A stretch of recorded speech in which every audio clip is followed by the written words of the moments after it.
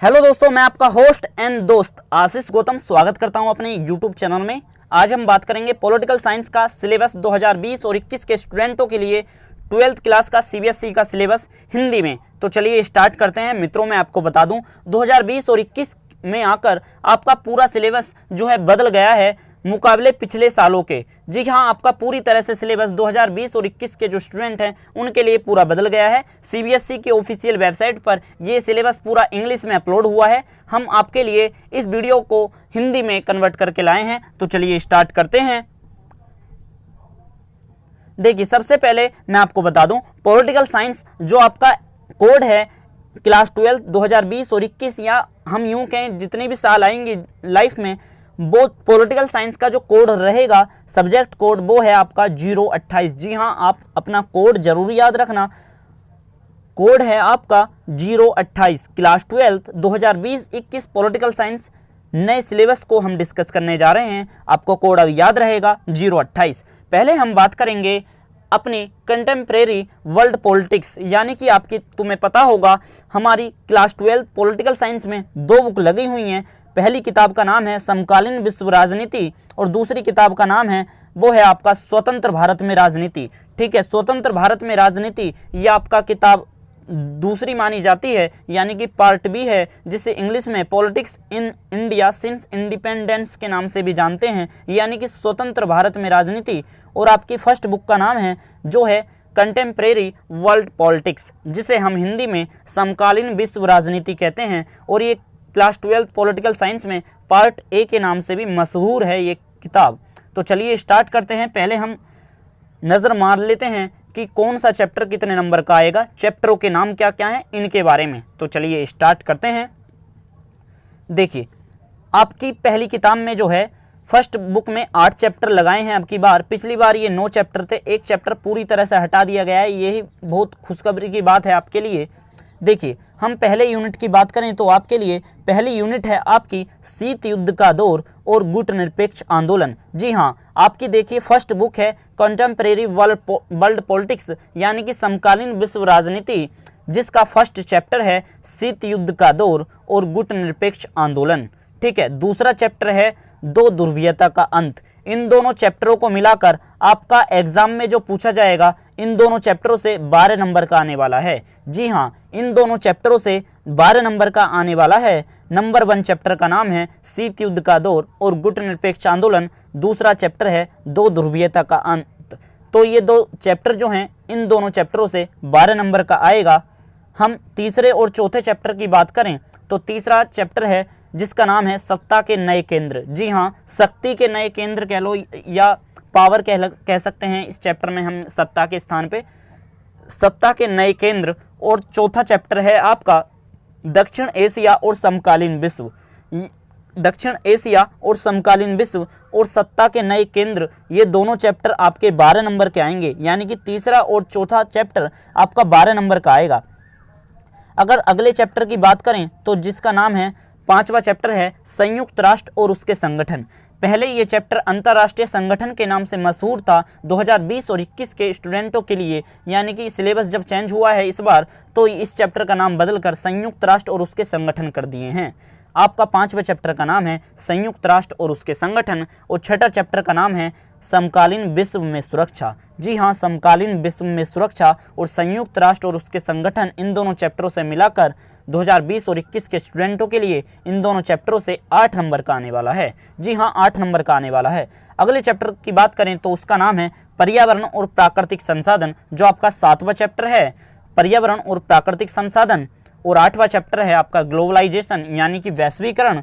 अंग्रेजी में इसे ग्लोबलाइजेशन कहते हैं, हिंदी में वैश्वीकरण। 8वें चैप्टर का नाम है वैश्वीकरण और 7वां चैप्टर है पर्यावरण और प्राकृतिक संसाधन। इन दोनों चैप्टरों से मिलाकर आपका 8 नंबर का आने वाला है। इस प्रकार से आपका पार्ट ए जो किताब है वो हुई 40 नंबर की, यानी कि समकालीन विश्व में राजनीति। ये वाला जो आपका किताब है समकालीन विश्व राजनीति, यानी कि आपकी कंटेम्प्रेरी वर्ल्ड पॉलिटिक्स वाली पार्ट ए जो किताब है ये पूरी 40 नंबर की पूछी जाएगी एग्जाम के अंदर। यानी कि पहले और दूसरे चैप्टर 12 नंबर के हैं, दोनों चैप्टर मिला के। तीसरा और चौथा चैप्टर 12 नंबर का है, 5वां और छठा चैप्टर 8 नंबर का है, 7वां और 8वां चैप्टर 8 नंबर का है। इस प्रकार के 8 दूनी 16 और 24, 12 दूनी 24 और 16 और 24 हो गए आपके 40 नंबर। ठीक है, आपकी पार्ट ए किताब खत्म हुई, हमने पार्ट ए के ऊपर डिस्कस कर लिया। अब बात करते हैं पार्ट बी यानी कि सेकंड किताब आपकी, जिसका नाम है politics in India since independence, यानी कि स्वतंत्र भारत में राजनीति। ठीक है, इसके अंदर भी 8 ही चैप्टर हैं।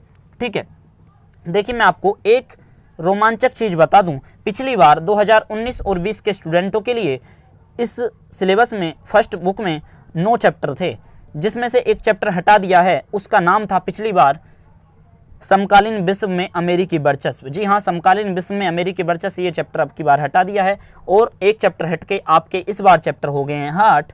तो यह बहुत ही खुशखबरी की बात है आपके लिए। तो अब हम बात कर रहे हैं सेकंड बुक की ओर, स्वतंत्र भारत में राजनीति। तो चलिए देखते हैं, यानी कि politics in India since independence. तो देखते हैं, इसके फर्स्ट चैप्टर का नाम है राष्ट्र निर्माण की चुनौतियां और सेकंड चैप्टर का नाम है नियोजन और विकास। जी हाँ, योजना और विकास भी कह सकते हो आप इस चैप्टर को, नियोजन और विकास या योजना और विकास। दूसरा चैप्टर, पहले चैप्टर का नाम राष्ट्र निर्माण की चुनौतियां और दूसरे चैप्टर का नाम है योजना और विकास। ये दोनों चैप्टरों को मिलाकर परीक्षा में 12 अंक का पूछा जाएगा। जी हाँ, 12 नंबर का आने वाला है इन दोनों चैप्टरों से मिलाकर। अगर हम थर्ड चैप्टर की तरफ रुख करें तो आपका थर्ड चैप्टर का नाम है भारत की विदेश नीति। जी हाँ, भारत की विदेश नीति एक बहुत ही अच्छा चैप्टर है। और जब आप बीए में 12th के बाद बीए में एडमिशन लोगे या बीए ऑनर्स करोगे पॉलिटिकल साइंस से, तो इंडिया की फॉरेन पॉलिसी यानी कि इंडियाज़ फॉरेन पॉलिसी का जो चैप्टर है, ये यहाँ पे तो चैप्टर लगता है, वहाँ पे जाके आपको पूरा अलग सब्जेक्ट देखने के लिए मिलेगा। ठीक है, जब आप आईएएस की तैयारी करोगे, सीएससी का एग्ज़ाम दोगे, तो जब भी आपको भारत की विदेश नीति का जो टॉपिक है बहुत ही गहराई में देखने के लिए मिलता है, इसलिए इस चैप्टर को अलग ही कर दिया है और पूरा इस चैप्टर से 6 नंबर का आने वाला है। जी हाँ, तीसरा चैप्टर है जिसका नाम है भारत की विदेश नीति, जो पूरा एक चैप्टर है, उस पूरे एक चैप्टर में से 6 नंबर का पूछा जाएगा। जी हाँ, 6 नंबर का पूछा जाएगा। ऐसे मत मान लेना कि 6 नंबर का मतलब ऐसे है कि पूरा एक डायरेक्ट क्वेश्चन है कि 6 नंबर का पूछा जाएगा, नहीं। ऐसे भी पूछ सकता है, 4 नंबर का पूछ लिया, 2 नंबर का पूछ लिया। ठीक है, ऐसे भी पूछ सकता है 1 number plus 1 number plus 4 number, ऐसे भी पूछ सकता है। ऐसा मत सोचना कि 6 नंबर का डायरेक्ट एक ही क्वेश्चन आएगा। ठीक है, इस बात को आप समझ गए होंगे। अगर देखिए चौथे चैप्टर की तरफ बात करें तो इसका नाम है भारत में दल और दलीय व्यवस्था, यानी कि इंडिया में पार्टी और पार्टी सिस्टम। इंग्लिश में इसे बोलेंगे इंडिया में पार्टी और पार्टी सिस्टम, यानी कि भारत में दल और दलीय व्यवस्था। चौथा चैप्टर का नाम था भारत में दल और दलीय व्यवस्था और 5वें चैप्टर का नाम है लोकतांत्रिक पुनरुत्थान। जी हाँ, लोकतांत्रिक पुनरुत्थान, यानी कि लोकतंत्र में कौन कौन से पुनरुत्थान हुए हैं, कौन कौन से उद्धार की चीज़ हुई है डेमोक्रेसी को आगे बढ़ाने के लिए, इस चैप्टर में आप पढ़ते हो। वो तो हम बाद में डिस्कस करेंगे कि डीपली एनालिसिस के साथ कि किस चैप्टर में आप क्या क्या पढ़ने वाले हो। ठीक है, तो चौथे चैप्टर का नाम है भारत में दल और दलीय व्यवस्था और 5वें चैप्टर का नाम है लोकतांत्रिक पुनरुत्थान। इन दोनों चैप्टरों से 10 नंबर का आएगा। जी हाँ, इन दोनों चैप्टर से 10 नंबर का आएगा। अगर अगले चैप्टर की तरफ रुख करें, छठा, सातवां, आठवां, छठा, सातवां, आठवां। छठे चैप्टर का नाम है भारत में समाज और नए सामाजिक आंदोलन, यानी कि इंडिया में सोशल एंड सोशल मूवमेंट। जी हाँ, भारत में समाज और नए सामाजिक आंदोलन। छठे चैप्टर का नाम है भारत में समाज और नए सामाजिक आंदोलन और 7वें चैप्टर का नाम है क्षेत्रीय आकांक्षाएं। जी हाँ, क्षेत्रीय आकांक्षाएं। और 8वें चैप्टर का नाम है भारतीय राजनीति प्रवृत्ति और विकास, यानी कि आप इस वाले प्रवृत्ति शब्द के स्थान पर रुझान भी लिख सकते हो, यानी कि ऐसे सब्जेक्ट को आप पढ़ोगे जो ट्रेंड के सब्जेक्ट हैं। इंडियन पॉलिटिक्स के अंदर जो ट्रेंडिंग कर रहे सब्जेक्ट होते हैं वो 8वें चैप्टर में डाल दिए गए हैं। प्रवृत्ति का मतलब रुझान या ट्रेंडिंग कह सकते हो। ठीक है, प्रवृत्ति और विकास भारतीय राजनीति की 8वां चैप्टर है, भारतीय राजनीति प्रवृत्ति और विकास। छठा, सातवां, आठवां, इन तीनों चैप्टर से मिलाकर टोटल परीक्षा के अंदर 12 नंबर का पूछा जाएगा। जी हाँ, छठा, सातवां, आठवां चैप्टर से 12 नंबर का पूछा जाएगा।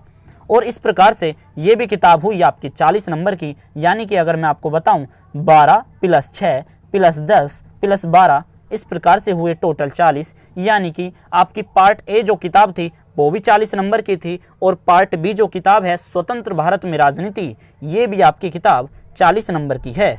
ठीक है, आगे करें तो देखिए कोर्स कंटेंट के बारे में हम डिस्कस करेंगे कि डीपली एनालिसिस करेंगे कि किस चैप्टर के अंदर आप क्या क्या पढ़ने वाले हो, यानी कि पार्ट ए और पार्ट बी। पार्ट ए वाली किताब के अंदर इतने सारे चैप्टर हैं, यानी कि जो टोटल 8 चैप्टर हैं, और पार्ट बी में भी जो 8 चैप्टर हैं, उन 8 चैप्टर के अंदर 2020 और 21 के सेशन में आप क्या क्या सब्जेक्टों को पढ़ोगे, अब हम डिस्कस करने जा रहे हैं। तो चलिए स्टार्ट करते हैं। देखिए, हम पहले बात करेंगे कंटेम्प्रेरी वर्ल्ड पॉलिटिक्स यानी कि समकालीन विश्व राजनीति का कंटेंट के बारे में, तो जिसका पहले चैप्टर का नाम है शीत युद्ध और गुटनिरपेक्ष आंदोलन। ठीक है, गुटनिरपेक्ष आंदोलन को अंग्रेजी में नॉन अलाइनमेंट मूवमेंट भी बोलते हैं, यानी कि NAM के नाम से भी जानते हैं इसे, नॉन अलाइनमेंट मूवमेंट। ठीक है, यहाँ पर देखिए शीत युद्ध और गुटनिरपेक्ष आंदोलन वाले चैप्टर में आप इन सब्जेक्ट को पढ़ोगे, जिसमें आप पढ़ोगे दो पावर्स ब्लोकर्स। दो पावर्स ब्लोकर्स का मतलब क्या है, देखिए मैं आपको बता दूं। देखिए, जब आपका सेकेंड वर्ल्ड वॉर खत्म हो गया, ठीक है, तो दो ध्रुव आ गए थे, दो महाशक्तियां आ गई थी पूरे वर्ल्ड में। ठीक है, एक महाशक्ति का नाम रूस या सोवियत संघ रूस कह सकते हो आप, और एक महाशक्ति का नाम है अमेरिका। इस प्रकार से टू पावर्स पूरे वर्ल्ड में अपना वर्चस्व स्थापित कर रखा था, और इसी दोनों कंट्रियों का यानी कि सोवियत संघ रूस और अमेरिका का यहाँ पर आप स्टडी करते हो। और इसी के साथ हम इसे दो ध्रुवीयता भी कह सकते हैं, यानी कि दो ध्रुव यानी कि दो तारे पूरी पृथ्वी पे हैं जो चमक रहे हैं, यानी कि महाशक्ति हैं, सुपर पावर हैं, सोवियत संघ रूस और America, United state of America. ठीक है, इसमें आप पढ़ोगे, समझ गए होगे, दो ध्रुवीयता कह लो या टू पावर्स ब्लॉकर्स कह लो, यानी कि दो ब्लॉक हैं। ठीक है, एक ईस्टर्न ब्लॉक, एक वेस्टर्न ब्लॉक। ठीक है, अब बात करें तो इसमें आप इसी चैप्टर में पढ़ोगे, इसके साथ साथ गुटनिरपेक्ष आंदोलन का उद्भव यानी कि नॉन अलाइनमेंट मूवमेंट का उद्भव किस प्रकार से हुआ, इसके क्या क्या सिद्धांत हैं। ठीक है, इसके बारे में आप पढ़ने जाओगे। तो पहले चैप्टर में आप अच्छी तरह से जान गए होंगे कि पहले चैप्टर में आप क्या क्या पढ़ोगे, टू पावर्स ब्लॉकर्स यानी कि दो ध्रुवीयता, और इसमें पढ़ोगे नॉन अलाइनमेंट मूवमेंट यानी कि गुटनिरपेक्ष आंदोलन का उद्भव। मैं आपको बता दूं, यहाँ पर हमने ब्रैकेट में आपका जब कॉलम खत्म होता है तो नीचे ब्रैकेट में लिखा है 18 क्लास। इसका मतलब क्या है, तो मैं आपको बता दूं, इसका मतलब है कि इस चैप्टर को खत्म करने के लिए आपको 18 घंटे की क्लास लेनी होगी। जी हाँ, यानी कि आपका एक पीरियड जो होता है वो 1 घंटे का होता है। इस प्रकार से 1 घंटे का होता है टोटल आपकी स्कूल के अंदर क्लास, या आप कहीं कोचिंग संस्थान में कोचिंग पढ़ रहे हो, तो अगर वो इस चैप्टर को 18 क्लास में खत्म करेगा तो जब ही एक अच्छी तरह से आपका ये चैप्टर फिनिश हो पाएगा। ठीक है, तो 18 क्लास मैंने यहाँ पर इसलिए लिख दिया है, अगर आप टीचर हो जब इस वीडियो को देख रहे हो, यदि स्टूडेंट हो तो स्टूडेंट हो तो आप ऐसे याद रख सकते हो कि हमारे टीचर इस चैप्टर को कितने दिन में कराएंगे, तो आप ये याद रखना। तो हमारा ये चैप्टर जो है कोल्ड वॉर, जिसे अंग्रेजी में कोल्ड वॉर के नाम से जानते हैं, cold war and non alignment movement वाला जो ये चैप्टर है फर्स्ट, यानी कि शीत युद्ध और गुटनिरपेक्ष आंदोलन, इस चैप्टर को कराने के लिए 18 क्लास आपके टीचरों को लेनी होंगी। ठीक है, आई होप कि आप समझ गए होंगे फर्स्ट चैप्टर में आप क्या पढ़ोगे, कितनी क्लास होंगी आपकी। ऐसे ही हम बात करेंगे सेकंड चैप्टर के बारे में। देखिए, सेकंड चैप्टर है आपका दो ध्रुवीयता का अंत, यानी कि देखिए ऊपर वाले चैप्टर में आपको मैंने बताया कि जब द्वितीय विश्व युद्ध खत्म हो गया, यानी कि सेकंड वर्ल्ड वॉर खत्म हो गया, तो दो पावर्स आ गई थी पूरे वर्ल्ड में। अब इन दोनों पावरों का अंत हो गया, यानी कि सोवियत संघ का विघटन हो गया 1991 में। तो आप सोवियत संघ के विघटन को पढ़ोगे इस चैप्टर में, यूनिपोलर वर्ल्ड को पढ़ोगे, यानी कि वर्ल्ड में कौन कौन सी महाशक्तियां इनके बारे में पढ़ोगे। ठीक है, मध्य पूर्व संकट के बारे में पढ़ोगे। मध्य पूर्व संकट का मतलब है कि मध्य में जो मध्य पूर्व कंट्रियां हैं उनके अंदर किस प्रकार का संकट है। मध्य पूर्व कंट्रियां जैसे अफगानिस्तान के अंदर खाड़ी युद्ध, लोकतांत्रिक राजनीति की उनके मध्य पूर्व वर्ल्ड जो है आपका, उसमें डेमोक्रेसी किस प्रकार की है। ठीक है, उसके अंदर पॉलिटिक्स किस प्रकार की है, उसका डिक्राइज किस प्रकार से हो रहा है, डिक्रीज यानी कि विघटन किस प्रकार से हो रहा है, इसके बारे में पढ़ोगे। यानी कि आप पढ़ोगे मध्य पूर्व संकट, ठीक है, सोवियत संघ का विघटन और यूनिपोलर वर्ल्ड। ठीक है, इसके बारे में आप पढ़ोगे। इसी के साथ साथ आप इसमें पढ़ोगे स्वतंत्र राज्यों का राष्ट्रमंडल। ये पिछले मतलब कि पिछले बार 2019 और 20 के स्टूडेंटों के लिए ये चैप्टर में टॉपिक था, तो पर इतना नहीं था, पर अब की बार आपको ये पढ़ना पड़ेगा। CIS बोलते हैं इसे, कॉमनवेल्थ इंडिपेंडेंस स्टेट। ठीक है जी मित्रों, CIS स्वतंत्र राज्यों के राष्ट्रमंडल। और इसी चैप्टर में आप पढ़ोगे 21वीं सदी का अरब विद्रोह। ठीक है, 21वीं सदी के अंदर मतलब कि जो जो चीज़ हुई हैं वही आप इसके अंदर पढ़ोगे। और जिसमें आप पढ़ोगे उदाहरण के लिए ब्रैकेट में दे रखा है, जैसे अरब स्प्रिंग के नाम से भी जानते हैं अरब विद्रोह को, अरब विद्रोह कह लो, अरब क्रांति कह लो या अरब स्प्रिंग कह लो, बातें की है। ठीक है, अरब में किस प्रकार से विद्रोह हुआ इसके बारे में आप पढ़ोगे। इस चैप्टर को भी खत्म करने के लिए आपके अध्यापक या आप भी 18 क्लास आपको लेनी होंगी, यदि आपको भी अच्छी तरह से इसकी स्टडी करनी है। ठीक है, आगे बात करें जिसका नाम है, तीसरा चैप्टर है सत्ता के नए केंद्र, यानी कि न्यू सेंटर्स ऑफ पावर्स। ठीक है, पावर के नए सेंटर्स कौन कौन से हैं।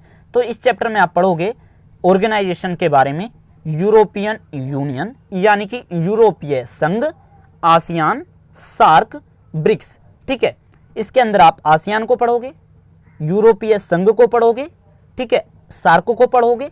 सार्क का हेडक्वार्टर कहाँ पर है ये आप 10th में भी पढ़ के आए होंगे, 11th में भी पढ़ा होगा। ठीक है, अब यहाँ पर देखिए सार्क, अब यहाँ पर अगर मैं डिस्कस करूँगा कि किस चैप्टर के अंदर उस टॉपिक का क्या है तो वीडियो हमारी वो फिर गलत डायरेक्शन में चले जाएगी और समय ज़्यादा लग जाएगा। तो हम सत्ता के नए केंद्र वाले चैप्टर में पढ़ेंगे ऑर्गेनाइजेशन के बारे में, यूरोपियन यूनियन के बारे में, जिसे आप शॉर्ट फॉर्म में EU बोलते हो, EU। इसमें आप पढ़ोगे आसियान के बारे में, association south east Asian Nations यानी कि आसियान की फुल फॉर्म, और सार्क के बारे में पढ़ोगे आप।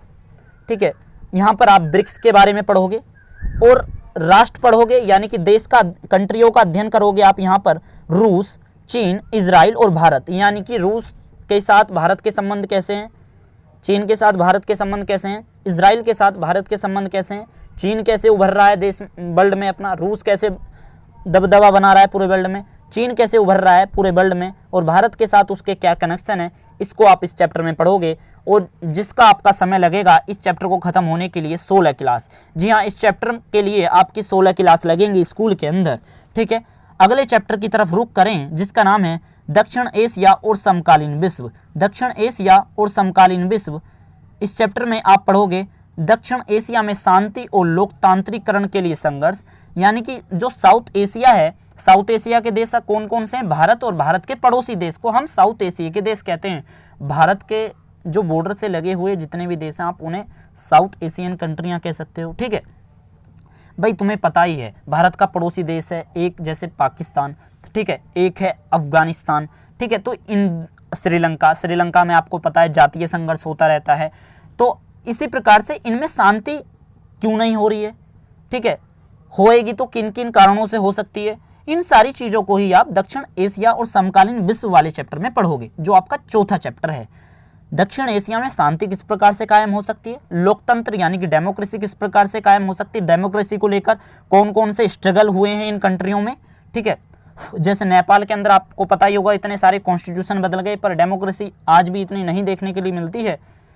उसमें किस प्रकार से लोगों ने प्रयास करा है लोकतंत्र को सफल बनाने के लिए, जिसमें आप पढ़ोगे पाकिस्तान के बारे में, यानी कि पाकिस्तान आपको मैंने बता दिया भारत के पड़ोसी देश, नेपाल के बारे में, बांग्लादेश के बारे में, श्रीलंका के बारे में और मालदीव के बारे में। ठीक है, मालदीव भारत के मानचित्र में जहाँ पे आपका लक्षद्वीप पड़ता है, लक्षद्वीप से और आपका श्रीलंका के बिल्कुल जस्ट नीचे पड़ता है। ठीक है, जो आपका लक्षद्वीप है भारत का हिस्सा है और श्रीलंका है, उनके दोनों के बीचों बीच नीचे को पड़ता है मालदीव। आपने नहीं देखा हो तो मैंने बता दिया, जिसके लिए आपकी 16 क्लास लगेंगी।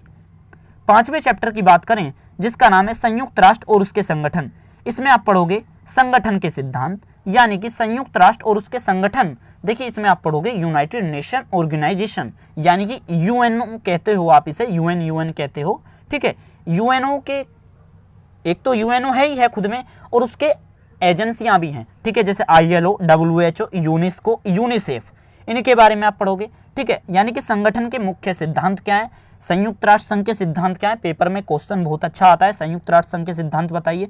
इनकी प्रमुख एजेंसियों के बारे में आप पढ़ोगे। आप प्रमुख एजेंसियां जैसे UNESCO, UNICEF, WHO, International Labour Organization यानी कि ILO, संयुक्त राष्ट्र सुरक्षा परिषद जिससे आप शॉर्ट फॉर्म में UNSC भी बोलते हो, यानी कि यूनाइटेड नेशन सिक्योरिटी काउंसिल, यानी कि संयुक्त राष्ट्र सुरक्षा परिषद, और इसके विस्तार की आवश्यकता, यानी कि इसके विस्तार की आवश्यकता का मतलब है कि संयुक्त राष्ट्र सुरक्षा परिषद में स्थायी सदस्यता की संख्या जो है 5 है। ठीक है, आप इस वाले चैप्टर में पढ़ते हो कि भाई 5 से जो है ये कम है, विस्तार होना चाहिए, 5 स्थायी सदस्य नहीं रहने चाहिए, भारत को भी स्थायी सदस्यता मिलनी चाहिए। मिलेगी तो भारत को सदस्यता किन आधारों पे मिलेगी, भारत के कौन कौन से मजबूत पक्ष हैं संयुक्त राष्ट्र सुरक्षा परिषद में स्थायी सदस्यता दिलाने के लिए, आप इस वाले चैप्टर में पढ़ोगे, जिसके लिए आपकी क्लास 12 लगेंगी। जी हाँ, आपके 12 पीरियड लगेंगे टोटल 5वें चैप्टर को खत्म करने के लिए। छठे चैप्टर का नाम है समकालीन दुनिया में सुरक्षा, यानी कि समकालीन विश्व में सुरक्षा भी कह सकते हैं। दुनिया शब्द है, थोड़ा एडिटिंग में दिक्कत हो जाती है, तो दुनिया विश्व ज़्यादा दिक्कत मत लेना, ठीक है, दुनिया की जगह विश्व आ जाएगा बस। तो छठा चैप्टर का नाम है समकालीन दुनिया में सुरक्षा, ठीक है। इसमें आप पढ़ोगे सुरक्षा का अर्थ क्या है, सुरक्षाएं कितने प्रकार की होती हैं, इसमें आप पढ़ोगे पारंपरिक सुरक्षा, गैर पारंपरिक सुरक्षा के बारे में, और यहाँ पर आप पढ़ोगे आतंकवाद के बारे में कि भारत में आतंकवाद किस प्रकार से फैल रहा है, आतंकवाद को रोकने के लिए कौन कौन से प्रयास होने चाहिए, इसके बारे में आप छठे चैप्टर में पढ़ोगे, जिसके लिए आपकी टोटल 10 क्लास होंगी, ठीक है। देखा जाए तो चैप्टर बाकायदा थोड़ा छोटा है, पर इतना भी छोटा नहीं है, क्योंकि इसमें सुरक्षा के जो प्रकार हैं वो बड़े ही बृहत होते हैं और स्टूडेंट इनको समझने में बड़ी दिक्कत करते हैं, ठीक है। अगला चैप्टर है आपका 7वां चैप्टर, जिसका नाम है पर्यावरण और प्राकृतिक संसाधन, ठीक है, पर्यावरण और प्राकृतिक संसाधन। इसमें आप पढ़ोगे पर्यावरण आंदोलन के बारे में, यानी कि पर्यावरण को बचाने के लिए भारत में कौन कौन से आंदोलन किए गए हैं उसके बारे में पढ़ोगे, जलवायु परिवर्तन के बारे में पढ़ोगे, ग्लोबल वार्मिंग के बारे में पढ़ोगे, ठीक है, ग्रीन हाउस उत्सर्जन गैसों के कारण किस प्रकार से ग्लोबल वार्मिंग बढ़ रही है, विश्व उष्णन कहते हो जिसे आप हिंदी में। जलवायु परिवर्तन जो हो रहा है इसके बारे में पढ़ोगे, क्यों हो रहा है, इसके क्या कारक हैं, कौन सा देश कितना पोल्यूशन फैला रहा है, उसके बारे में आप पढ़ोगे। प्राकृतिक संसाधन, ठीक है, नेचर रिसोर्सेज जो हैं आपके नेचुरल रिसोर्सेज, उनको हम किस प्रकार से बचाएं, अगर वो हमने नहीं बचाए प्राकृतिक संसाधन, ठीक है, मान लीजिए वाटर है, ठीक है, ये नदियां हैं, ये पेड़ हैं, अगर ये नहीं बचेंगे, ये बाघ ये नहीं बचेंगे तो धरती पे जीना असंभव हो जाएगा। जंगल जब नहीं बचेंगे तो इनको कैसे बचाया जा सकता है, इनका किस प्रकार से संरक्षण होगा, आप इस वाले चैप्टर में पढ़ोगे। 8वें चैप्टर का नाम, इस वाले 7वें चैप्टर के लिए आपकी टोटल क्लास 10 क्लास होंगी। जी हाँ, आपकी टोटल 10 क्लास होंगी। आपका 8वां चैप्टर है जिसका नाम है वैश्वीकरण। जी हाँ, वैश्वीकरण यानी कि इसे आप ग्लोबलाइजेशन बोलते हो इंग्लिश में। इसमें आप पढ़ोगे ग्लोबलाइजेशन का अर्थ, ग्लोबलाइजेशन के घटक, यानी कि ग्लोबलाइजेशन कितने प्रकार का होता है, राजनीतिक ग्लोबलाइजेशन पढ़ोगे आप इसमें, यानी कि राजनीतिक वैश्वीकरण, आर्थिक वैश्वीकरण, ठीक है, इस प्रकार से यहाँ पर आप पढ़ोगे। और ग्लोबलाइजेशन का बहस पढ़ोगे कि ग्लोबलाइजेशन को लेकर अन्य देशों में किस प्रकार से टकराव रहता है, और ग्लोबलाइजेशन के यहाँ पर आप घटक पढ़ोगे। इसके लिए यहाँ पर आपको 10 क्लास लेनी होंगी। ये चैप्टर आपका 10 क्लास में जाकर खत्म होगा।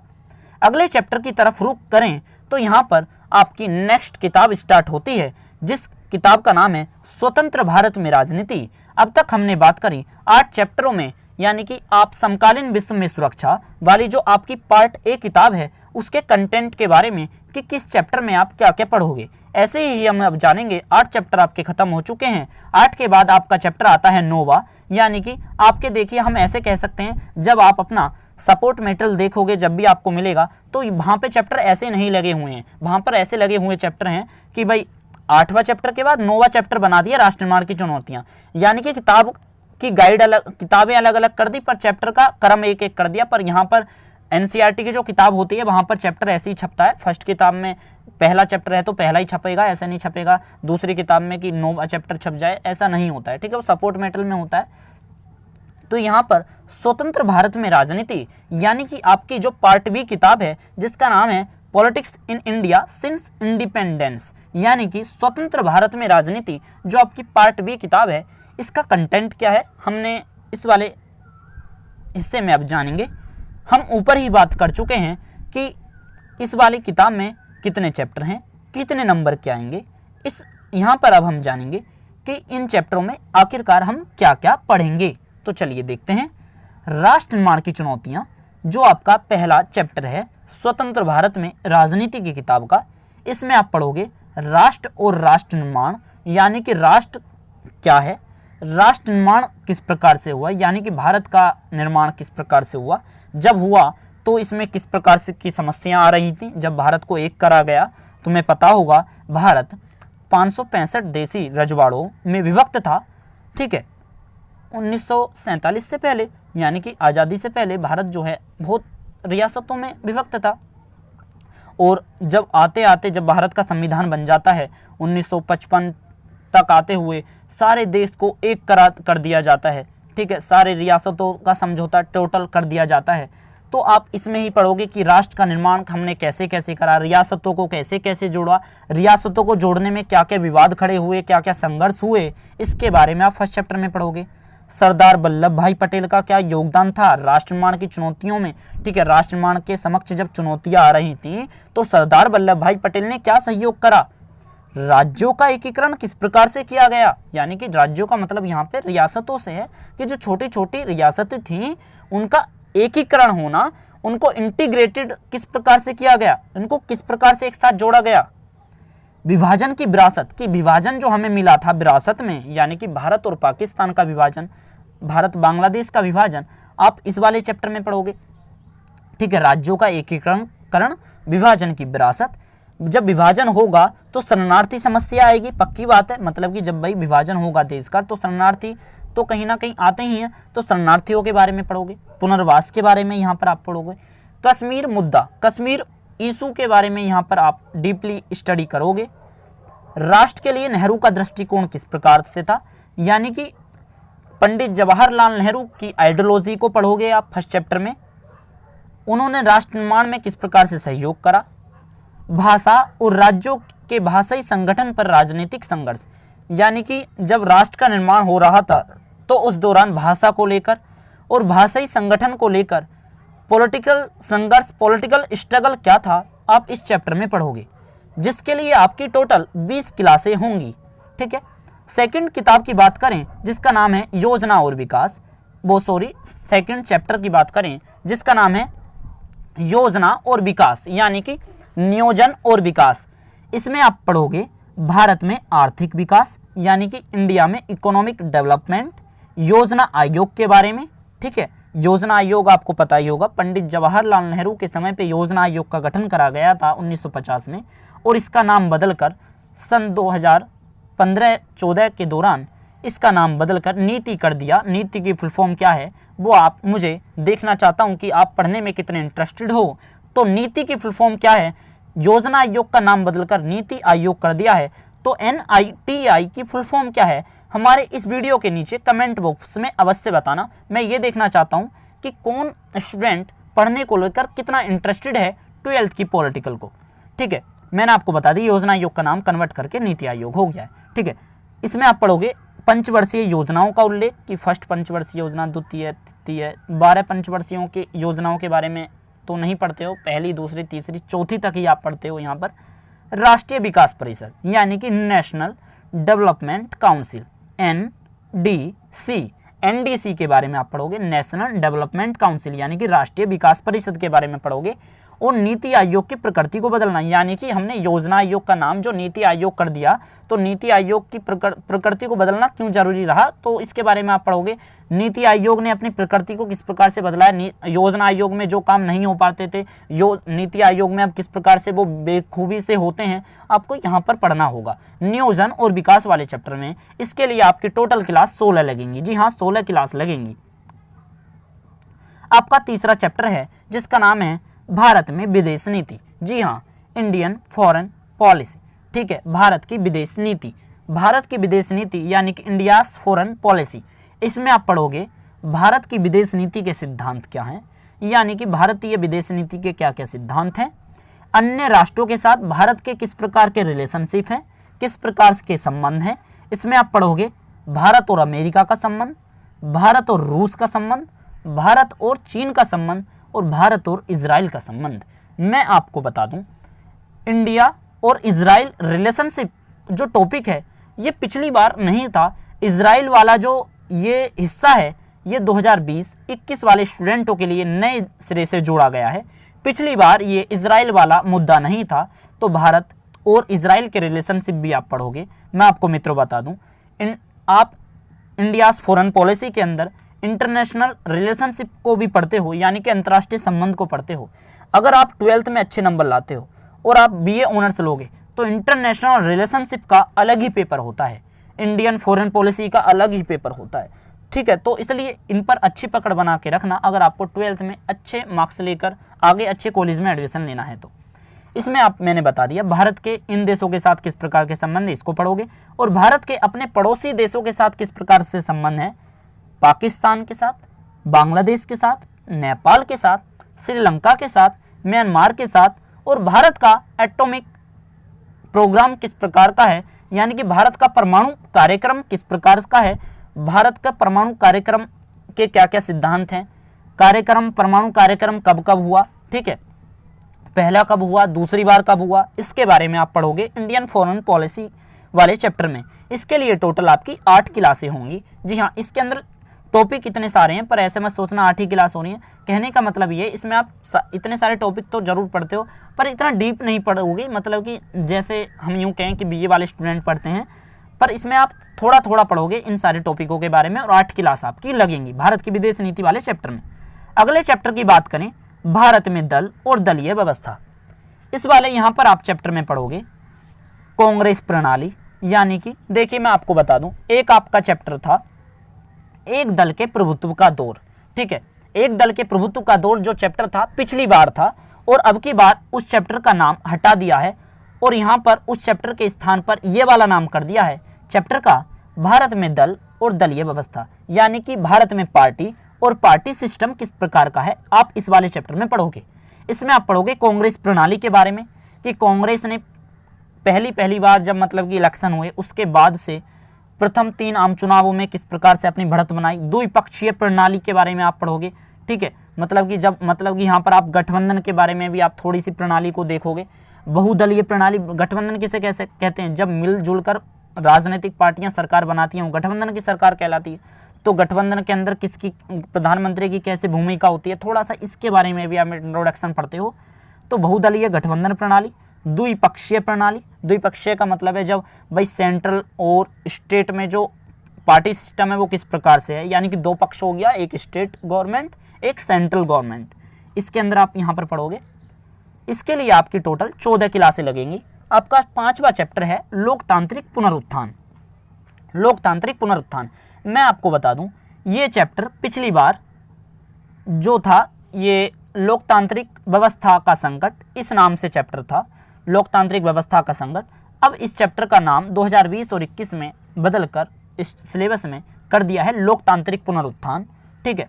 इसमें आप पढ़ोगे जयप्रकाश नारायण, यानी कि जेपी नारायण प्यार से आप बोलते हो, इनकी संपूर्ण क्रांति के बारे में आप पढ़ोगे। जब इंदिरा गांधी के दौरान 25 जून 1975 को भारत में आपातकाल लगाया गया था, उसका किस प्रकार से विद्रोह करा जयप्रकाश नारायण ने, उन्होंने संपूर्ण क्रांति का नारा दिया था, आपको पता ही था। तो उनकी संपूर्ण क्रांति को पढ़ोगे, जेपी नारायण की। राम मनोहर लोहिया का समाजवाद वाला टॉपिक पढ़ोगे, नया टॉपिक आया है राम मनोहर लोहिया और समाजवाद। राम मनोहर लोहिया का समाजवाद पे, सोशलिज्म पे क्या अपनी आइडियोलॉजी है। पंडित दीनदयाल उपाध्याय, ये तो बिल्कुल नया है। राम मनोहर लोहिया का पिछली बार तो थोड़ा बहुत जिक्र भी था, पर इतना भी नहीं था, पर अब की बार आप डीपली पढ़ोगे। पंडित दीनदयाल उपाध्याय पिछली बार बिल्कुल भी नहीं था, नया टॉपिक जोड़ा गया है पंडित दीनदयाल उपाध्याय, उनका आप पढ़ोगे यहाँ पे एकात्मक मानवतावाद, यानी कि पंडित दीनदयाल उपाध्याय का जो एकात्मक मानववाद का जो थ्योरी है, सिद्धांत जो है, उसको आप यहाँ पर पढ़ोगे। यहाँ पर आप नेशनल इमरजेंसी के बारे में पढ़ोगे। आपको पता ही होगा राष्ट्रीय आपातकाल, ठीक है, पहली बार कब लगा, दूसरी बार कब लगा, ठीक है, तीसरी बार कब लगा। जरा कोई स्टूडेंट मुझे बताएगा राष्ट्रीय आपातकाल, अपने इस मैं जो प्रश्न आपसे पूछ रहा हूँ इस प्रश्न का उत्तर आप हमारी इस वीडियो के नीचे कमेंट बॉक्स में देना। आपका क्वेश्चन है राष्ट्रीय आपातकाल का जिक्र भारतीय संविधान के किस अनुच्छेद में है। यदि मैं आपको हिंट दूं, यानी कि ऑप्शन दूं, तो ऑप्शन ए है अनुच्छेद 352, अनुच्छेद 356, अनुच्छेद 360, यानी कि राष्ट्रीय आपातकाल का जिक्र अनुच्छेद 352 में है, या अनुच्छेद 356 में है, या अनुच्छेद 360 में है। किस अनुच्छेद में जिक्र है राष्ट्रीय आपातकाल का? कमेंट बॉक्स में उत्तर जरूर देना। देखना चाहता हूं कि कौन मेहनत कर रहा है, कौन थोड़ा अलर्ट है सिलेबस को लेकर, अपनी स्टडी को लेकर। इसमें आप पढ़ोगे लोकतांत्रिक उत्थान, यानी कि डेमोक्रेसी को बढ़ावा देने के लिए भारत में डेमोक्रेसी को आगे करने के लिए किस किस प्रकार से रोल मॉडल आए हैं, किस किस प्रकार से आगे बढ़ा है भारत की डेमोक्रेसी, उसमें वयस्कों का योगदान है। वयस्क मतलब कि नौजवानों का क्या योगदान है, पिछड़े वर्गों का क्या योगदान है, जो अनुसूचित जनजाति, अनुसूचित जाति, ठीक है, और अदर बैकवर्ड कास्ट, इसके बारे में आप पढ़ोगे। युवाओं की क्या भागीदारी है लोकतंत्र को स्थापित करने में, ठीक है, यहाँ पर आप पढ़ोगे। आंसू के बारे में आप पढ़ते हो, all India Assam student union, ठीक है, यहाँ पर आंसू के बारे में भी आप पढ़ते हो। युवाओं की भागीदारी की जब बात होती है लोकतांत्रिक उत्थान में, यहाँ पर आप पढ़ोगे। देखिए हाँ, इसके लिए मैं आपको बता दूं, टोटल आपकी क्लास 16 क्लास होंगी। चैप्टर है लोकतांत्रिक पुनरुत्थान, 16 क्लास में आपका चैप्टर खत्म होगा, जिसके अंदर मैंने बताया संपूर्ण क्रांति को पढ़ोगे, समाजवाद, एकात्मक मानवतावाद, लोकतांत्रिक उत्थान में युवाओं की, पिछड़े वर्गों की और वयस्कों की क्या भागीदारी। युवाओं की भागीदारी में आप यहाँ पर आंसू का जिक्र पढ़ते हो, ऑल इंडिया स्टूडेंट यूनियन, आंसू की फुल फॉर्म है, आंसू का योगदान यहाँ पर आप पढ़ते हो।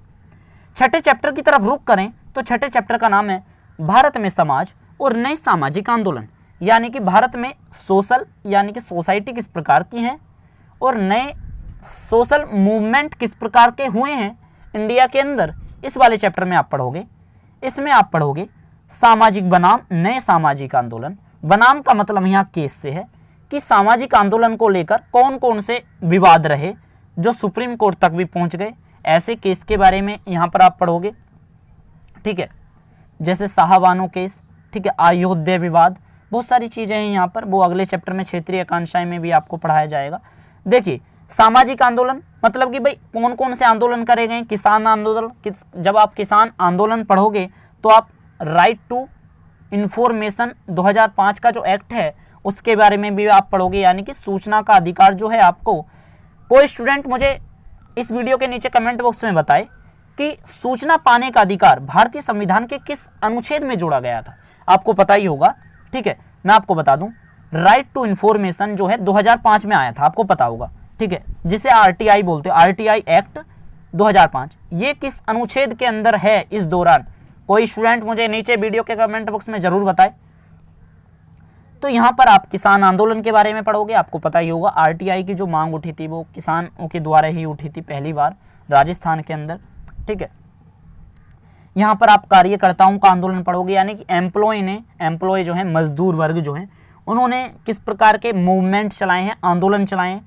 महिला आंदोलन के बारे में आप यहाँ पर पढ़ोगे कि वुमेन मूवमेंट कौन कौन से हुए हैं, महिला सुरक्षा को लेकर कौन कौन से आंदोलन किए गए, यहाँ पर आप पढ़ोगे। यहाँ पर आप पढ़ोगे पारिस्थितिक आंदोलन के बारे में, पारिस्थितिक आंदोलन कौन कौन से हैं, कि पर्यावरण को बचाने के लिए कौन कौन से आंदोलन किए गए हैं, ठीक है, जैसे नर्मदा बचाओ आंदोलन, ठीक है। यहाँ पर आप पढ़ते हो, एक व्यक्ति हैं सद्गुण बहुगुणा नाम के एक व्यक्ति हैं, उनका यहाँ पर आप पढ़ते हो योगदान। यहाँ पर आप पढ़ोगे नर्मदा बचाओ आंदोलन के बारे में।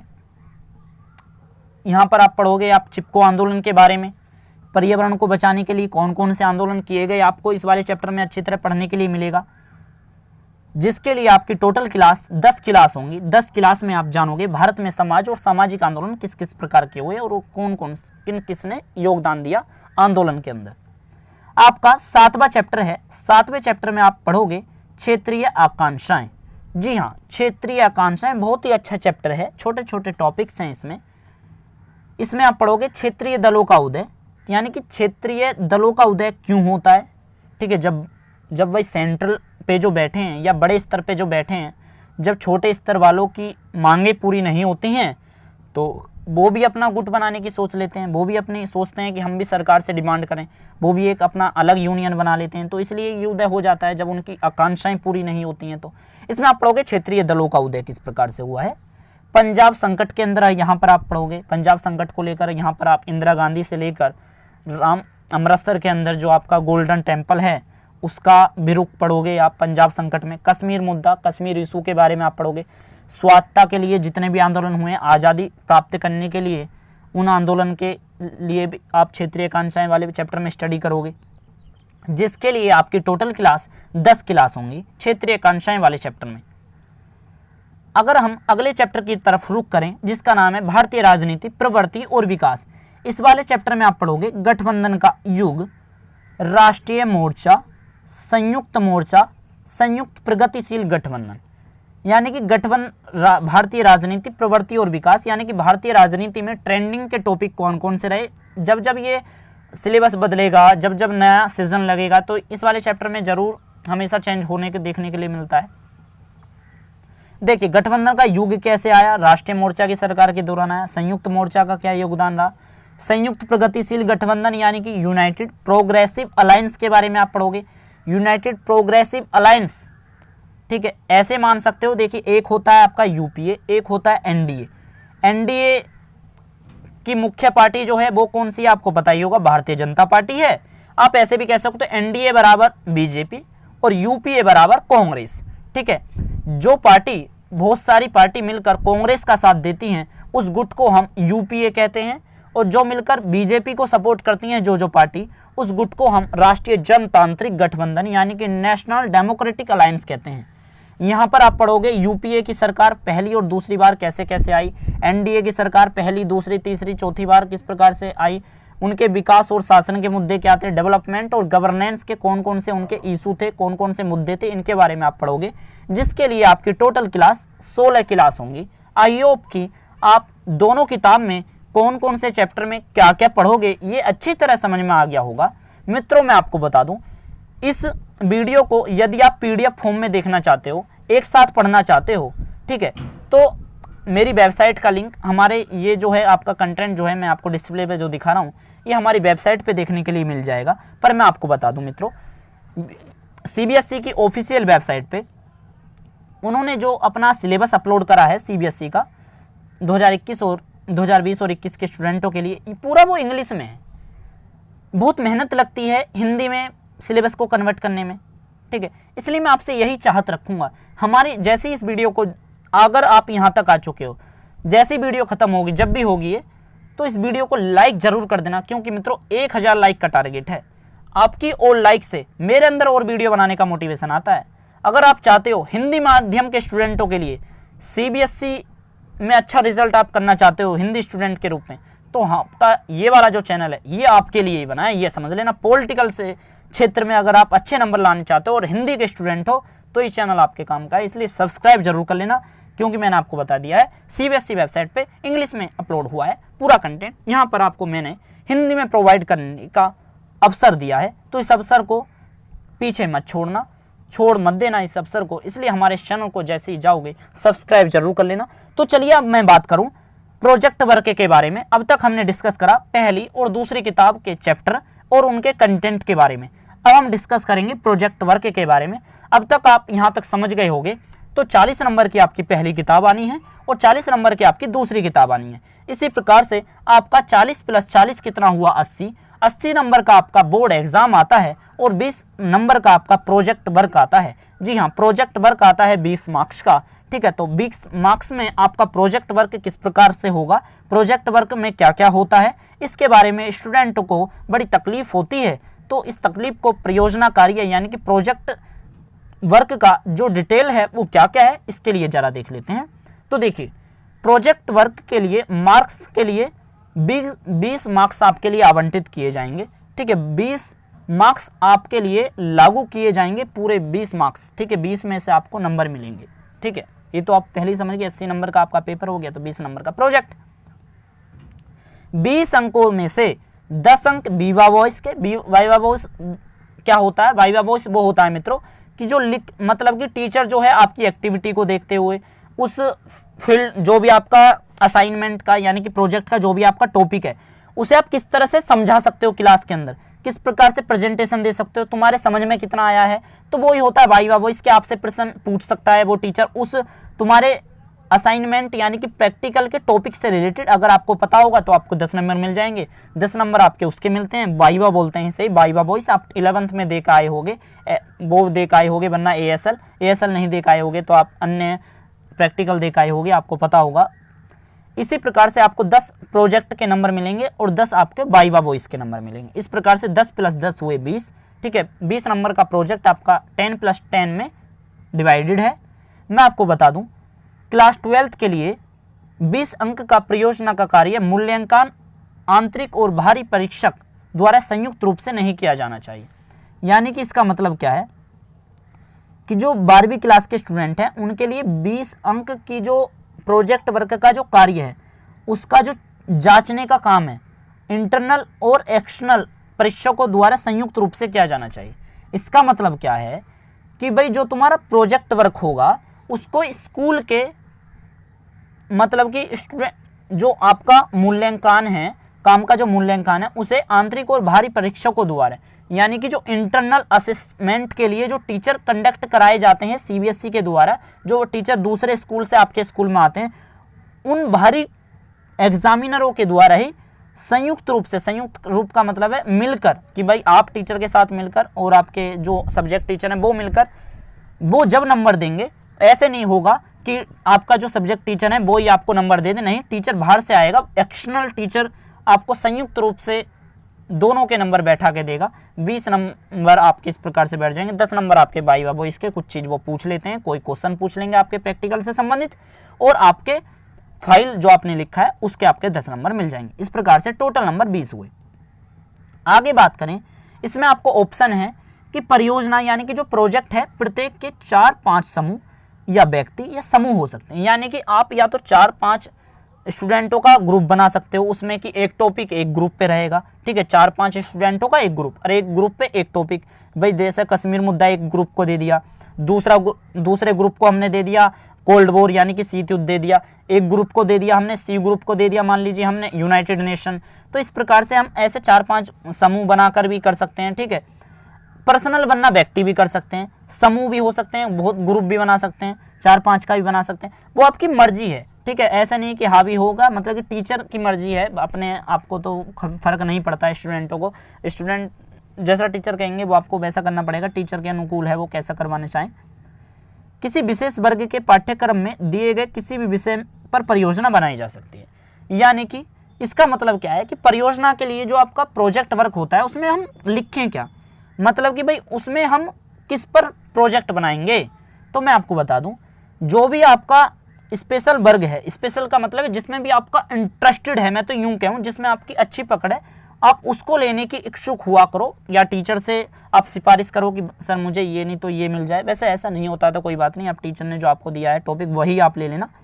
पर मैं एक आपसे बात कह रहा हूँ कि जो आपका भाई वो होता है जिसमें आपका अच्छा इंटरेस्ट है, जिस भी टॉपिक में आपको लग रहा है कि मैं इस क्लास में अच्छी तरह प्रेजेंट कर पाऊंगा, बाहर का टीचर आगे बिल्कुल नहीं हेजिटेशन हो, तो इसलिए उस टॉपिक को सिलेक्ट करने में अच्छी रुचि रख लेना अपनी।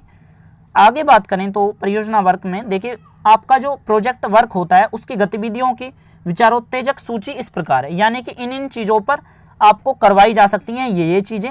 रोल प्ले का मतलब है कि वो जो भी आपका टॉपिक है, मान लीजिए आपका टॉपिक है इमरजेंसी के दौर 1975 जून, इंदिरा गांधी के दौरान जो नेशनल इमरजेंसी लगी थी, उस दौरान नेशनल इमरजेंसी के दौरान किस प्रकार से गतिविधि हुई, तो आपको क्लास में नाटक करने के लिए कह दिया जाएगा, मतलब कि उस टॉपिक में ढल जाना, पूरी तरह से बताना, उसे एक्सप्लेन करना, 4-5 ग्रुप के स्टूडेंट आपस में मिलकर। तो इस प्रकार इसे कहते हैं रोल प्ले, यानी कि खेल खेल के आप उसको व्यक्त भी कर दो उस टॉपिक को और आपका मजा भी आ जाए आपको। उसको आपको प्रेजेंटेशन करना भी हो सकता है, प्रेजेंटेशन भी करवा सकते हैं टीचर, उसका मॉडल, ठीक है। फील्ड सर्वे का मतलब क्या होता है, बहुत ही अच्छा है। देखिए फील्ड सर्वे ये सीबीएसई वगैरह स्टूडेंट में नहीं आता है, पर मतलब कि स्कूल लेवल पे तुम्हें प्राइवेट स्टूडेंट अगर हो, प्राइवेट स्कूल में पढ़ते हो तो आपको ज़रूर देखने के लिए मिलेगा, वरना सरकारी स्कूल के स्टूडेंटों के लिए फील्ड वर्क वगैरह या मॉक ड्रिल वगैरह, मॉक इवेंट, रोल प्ले यहाँ तक कि नहीं देखने के लिए मिलता है सरकारी स्कूल के स्टूडेंटों के लिए। अगर देखने के लिए मिलता है तो बहुत ही अच्छी बात है। देखिए फील्ड सर्वे क्या होता है प्रोजेक्ट वर्क में, मैं आपको बता दूं कि आपको फील्ड पर विजिट करना पड़ता है, यानी कि टीचर कहेंगे कि भाई आपका ये वाला टॉपिक है, मान लीजिए आपको टॉपिक दे दिया एनडीए और यूपीए, यानी कि आपका यूपीए और एनडीए की विचारधारा के ऊपर टॉपिक दे दिया। आपको 2 व्यक्तियों को, मतलब कि आप अननोन व्यक्ति जिन्हें आप नहीं जानते, उनसे आपको पूछना है, इंटरव्यू की तरह उनका लेना है कि भाई यूपीए की विचारधारा क्या थी, यूपीए ने किस प्रकार से डेवलपमेंट करा, फिर दूसरा किसका समर्थक है, दूसरा है एनडीए का, तो एनडीए के सपोर्ट वो किस प्रकार से करता है, एनडीए ने किस प्रकार से डेवलपमेंट करवाए हैं इंडिया के अंदर। तो यहाँ पर जैसे मैं आपको उदाहरण के रूप में समझा सकता हूँ कि आप जैसे न्यूज़ देखते होगे, न्यूज़ के अंदर आप देखते हो कि कितनी बहस चलती है कभी कभी न्यूज़ चैनलों में, उधर से वो चिल्ला रहे हैं, एंकर भी चिल्ला रहा है, कुछ आवाज़ ही नहीं आती। तो यहाँ पर कहने का मतलब है, फील्ड सर्वे का मतलब ऐसी ही है कि आपको दो अपोज टॉपिक भी दे सकते हैं, मतलब कि आपको एक दूसरा टॉपिक होगा, एक दूसरा होगा, पक्ष का एक विपक्ष का, तो ऐसे भी आपको मिल सकते हैं। फील्ड वर्क का मतलब है कि आप स्कूल से बाहर जाके, अपनी फैमिली से बाहर जाके उसके बारे में कंटेंट कलेक्शन आप करो, वो है आपका फील्ड सर्वे। मॉक ड्रिल का मतलब है कि भाई उसमें आप जो है ढल जाओ, पूरी तरह से ढल के आप उसे पूरी तरह से बताओ, उसे पूरा आपको। मॉक इवेंट आपको कोई अवसर करने के लिए मिल सकता है, कोई अपॉर्चुनिटी स्कूल वाले, टीचर्स वाले पॉलिटिकल के क्षेत्र में आपको गतिविधि करवाने के लिए दे सकते हैं, वो होता है आपका मॉक इवेंट।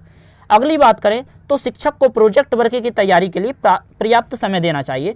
यदि आपके अध्यापक या आप अध्यापक हो तो मेरी आप सभी से गुजारिश है कि आप अपने स्टूडेंटों के लिए अच्छा एक लंबा समय बना के दें। इतना लंबा भी मत दें, क्योंकि मैं समझ सकता हूं कि एक स्टूडेंट के प्रति तो हमेशा ही रहता है कि ज़्यादा लॉन्ग टाइम मिल जाए, पर स्टूडेंटों की लिए भी मेरी तरफ से अपील है कि भाई अपना समय से तक ही अपना असाइनमेंट, प्रोजेक्ट वर्क तैयार कर लें।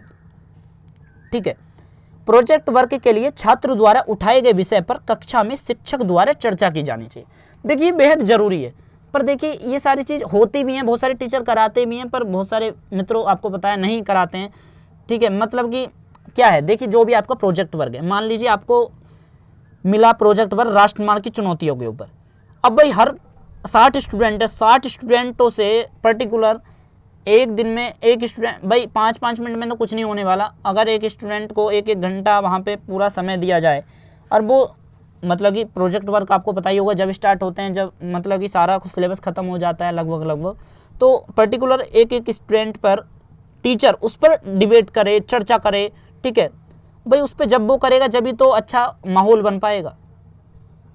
अगर आप स्टूडेंट हो तो मेरी आप सभी से गुजारिश है, आप अपने टीचर से अपील करो कि वो ऐसे कर सकते हैं। फील्ड सर्वे बहुत अच्छा प्रोजेक्ट कार्य रहता है। हम बीए में हैं, हमने फील्ड सर्वे में अपने बहुत सारे असाइनमेंट, प्रोजेक्ट वर्क सबमिट करे हैं फील्ड सर्वे से। देखिए मित्रों, हमने जान लिया कि भाई आपका 80 नंबर का आपका पेपर था, ठीक है, और आपका 20 नंबर का प्रोजेक्ट वर्क था। इस प्रकार से आपके, अगर हम पॉलिटिकल साइंस क्लास 12 2020 और 21 के नए सिलेबस के अकॉर्डिंग हमने पूरा सिलेबस को डिस्कस कर लिया है। मैं आपको बता दूं कि आपका टोटल मार्क्स काउंटिंग किस प्रकार से है, तो बता दूं मैं आपको। देखिए यहाँ पर ज़रा ध्यान से गौर से देखिए, टोटल मार्क्स की तरफ अगर रुख करें तो ज़रा 1 मिनट देखिए। आपकी एक किताब थी 40 नंबर की, दूसरी किताब थी 40 नंबर की, यानी कि part A 40 number, part B किताब 40 नंबर। दोनों किताबों से आ गया 80 नंबर का, और 80 नंबर को आपको देना पड़ेगा बोर्ड एग्जाम। ठीक है, आपका सीबीएसई बोर्ड एग्जाम लेगी 80 नंबर का, और 20 नंबर का आपका होगा प्रोजेक्ट वर्क। ठीक है, इस प्रकार से आपका रिजल्ट के अंदर 100 नंबर में से नंबर मिलेंगे, 80 + 20 = 100, यानी कि 80 में से आपको कितने मिले उसका भी एक कॉलम होता है 12th के रिजल्ट में, और आपको प्रोजेक्ट वर्क में कितने नंबर मिले हैं 20 में से उसका भी होता है। फिर उसका टोटल होता है कि 100 में से कितने नंबर बैठे हैं दोनों को जोड़कर। तो इस प्रकार से आपका होता है। आई होप कि आप अच्छी तरह से 12th का सिलेबस बहुत ही अच्छी तरह शानदार तरीके से सीख गए होंगे। तो मित्रों, मैं आपसे यही गुजारिश करना चाहूँगा कि ये पूरी वीडियो इंग्लिश में थी, इंग्लिश का कंटेंट था। हमने इसे हिंदी के स्टूडेंटों के लिए आसान बनाने के लिए बहुत ज़्यादा कड़ी मेहनत करी। तो मैं आपसे यही अपील करूँगा कि हमारे इस चैनल को सब्सक्राइब ज़रूर कर लेना, क्योंकि ये चैनल आपके ही काम का है। मैं आपको मित्रों बता दूं, आपको हमारे इस वीडियो का जब ये ख़त्म हो जाएगी, आपको लिखना है कि क्या आप ऐसे ही डीपली एनालिसिस के साथ और अपने चैप्टर वाइज नॉलेज बेस और वीडियो देखना चाहते हो, यानी कि पर्टिकुलर चैप्टर की सीरीज देखना चाहते हो या नहीं। अपना उत्तर यस या नो में देना। यस में दोगे तो आप, मैं समझ जाऊंगा कि आप वीडियो बनवाने की डिमांड कर रहे हो। यदि नो में दोगे तो मैं समझ जाऊंगा कि आप मना कर रहे हो कि सीरीज की वीडियो ना दें। मतलब कि मेरे कहने का मतलब है कि आप इन सारे 16 चैप्टर, यानी कि 8 चैप्टर उस किताब के, 8 चैप्टर उस किताब के, सेकंड किताब के, इन 16 चैप्टरों पे आप पर्टिकुलर वीडियो देखना चाहते हो इस चैनल पर। यदि देखना चाहते हो तो यस जरूर लिखना कमेंट बॉक्स में। आई होप कि आप अच्छी तरह से political science syllabus class 12 CBSE 2020 और 21 को हिंदी में अच्छी तरह समझ गए होंगे। अतः मैं आपसे विदा लेता हूँ।